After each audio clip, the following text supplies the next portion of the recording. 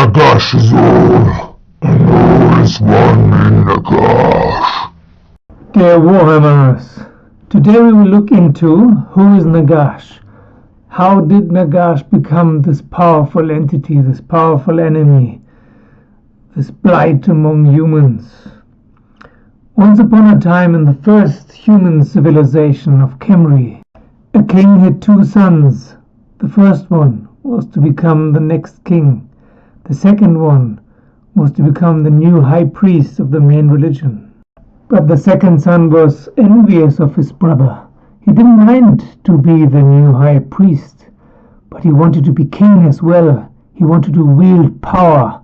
He wanted to become like the most famous of all kings, the most powerful of all kings, like Setra. So when the time came, he killed his brother. But before that, years and years of preparation went into learning magic. 3 Druchi, 3 dark elves, were gifted to the king, and Nagash offered himself to take care of them, meaning to sacrifice them in one of the pyramids. But he did not kill them. Of course he didn't. He made an agreement with them. He would give them their freedom if they would teach him magic, real magic, not prayers, but to make something out of seemingly nothing, to teach him how to navigate the winds of magic. But the elves laughed at him. He was inept. In their view, he had no gift to navigate the fine winds of magic, and also in this part of the world, the winds of magic were not as strong. They were not as strong as in Ulthuan or Nagaroth. So after a while, after many years actually, they told him that there was one more thing they could try. There was one more dangerous, very rare, very dark method to conjure up the power of magic by killing. If the winds of magic were not enough, the life force of a human being would be. And so they did. They killed and killed many, many subjects of his unknowing brother. And Nagash also created a cabal. He created a group around him. Desperate, poor aristocrats who longed for power and recognition, and whom he promised eternal life in exchange for them catching citizens for him to sacrifice in his magical experiments. One of the first of this group, and the last still to remain, was Arkan the Black. So after Nagash, Arkan is probably the second oldest human being, if you could still call them that, and the third probably Neferata.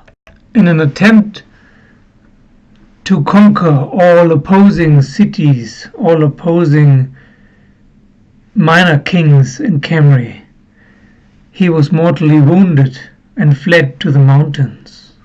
For some reason he did not die. Also in future years, Nagash, was killed many, many times, but he never died.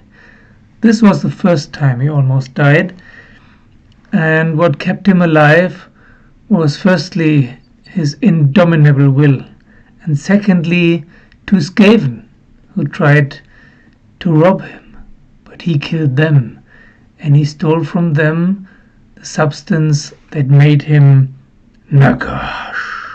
Actually, Nagash is a little bit like Chuck Norris in the jokes. There's this one joke that did you know, by the way, that Chuck Norris died yesterday? But he's feeling much better now. Anyhow, Nagash took from them 2 little pieces of warpstone, and he noticed that it changed him, it healed him. And he started eating the warpstone. And not only did he heal, he could do things that he could never do before. So he lusted after warpstone and found it. Actually, the warpstone drew him to it, showed him where it was hidden. That's how Nagash discovered the Skaven and the Skaven him. And a big war ensued. The war about the Warpstone. At the end of this war, Nagash tried the first time to kill everyone. His goal was to kill every human being, every Khemrian, and then to raise them again as undead, as his minions. Since then, Nagash has a history of Skaven foiling his plans, like they did also during the Necroquake in Age of Sigmar. And Nagash also has a history of dying and then being revived again, not necessarily by himself, but by others. By some kind of gods, followers, deluded madmen and madwomen who thought if they could conjure up Nagash that he would help them. The last idiot to try this, excuse my French, was Sigmar himself. Nagash has always survived somehow, and even the destruction of the old world. And then in the ruins of everything, in the ruins of the universe, Sigmar discovered Nagash, half asleep, half dead, buried. And Nagash initially helped Sigmar to build the new world, to build the realms. And Sigmar took him on to be part of his pantheon and made him god of the death, made him the lord of Shaiish. So that's it for today, guys. As you can see, I'm filming from a hotel room. Give us a like if you liked the video. Please subscribe to our channel. That would make us supremely happy. And see you soon. And remember, Nagash is all, and all is one in Nagash.